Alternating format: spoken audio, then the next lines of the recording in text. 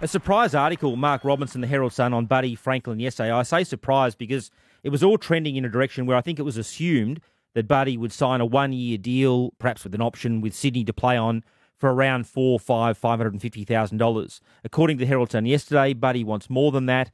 Buddy and his partner Jacinta would be prepared to move clubs and even interstate or retire if he couldn't secure $800,000. Of course, there's been a lot of interest in this article. Everyone loves Buddy Franklin. He's 35.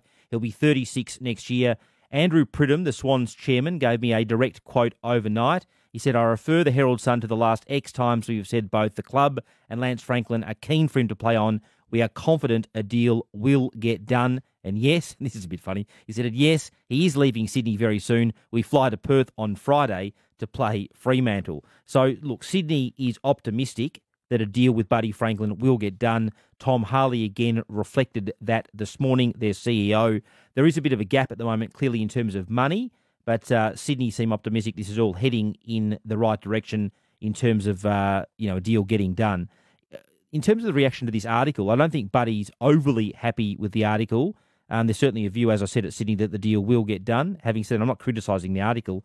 You always want to sort of wonder where these things came from. It sort of reads like the Franklins want more money and aren't happy with the $500,000. I don't think that's necessarily the case. It could be. The point I made yesterday is that even if another club offered $600,000 or $700,000 post-tax compared to the money that Sydney's offering, it's not a lot. I mean, $650,000. That's extra $150,000. That becomes $75,000 or $80,000 post-tax. It would cost $30,000, $40,000, $50,000 for them to uproot and move all their things out of New South Wales anyway.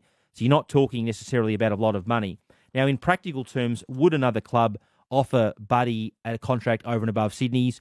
A trade source told me this morning that he couldn't see a club offering 1 cent more than what Sydney has offered, about that $500,000 mark. That's no disrespect to Buddy. It's just a reflection of the fact that in modern list management terms, 36-year-olds don't get a lot of money. In terms of where he sits at the moment in the Coleman medal, and that's not the single barometer of his value, he's kicked 34 goals this season. I think he sits 13th at the moment in the Coleman.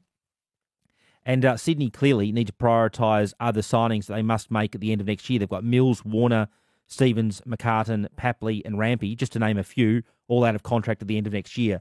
So I think that's about the market value for Buddy, around $500,000 odd. I'm also a big believer in relational contract theory. I mean, at the end of the day, Buddy played 10 games for the Swans in 2019, 0 games in 2020, then 18 and 14 games. So he's come good in terms of being able to play, no doubt. But Sydney didn't get a discount when Buddy didn't play those games, didn't ask for one.